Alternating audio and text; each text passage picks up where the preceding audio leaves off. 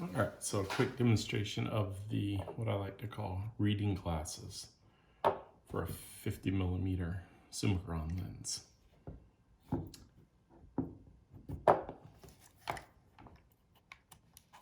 So normal focusing range goes out infinity 25,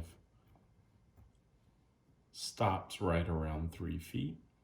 If you want to focus closer, you pull the front of the focusing ring out, you cross over to the other side.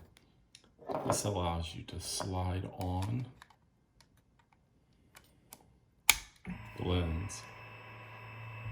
And then once that happens, you're able to focus closer down to around 1.5 feet or so.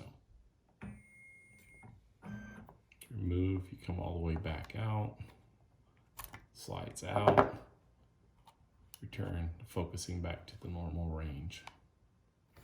That's it.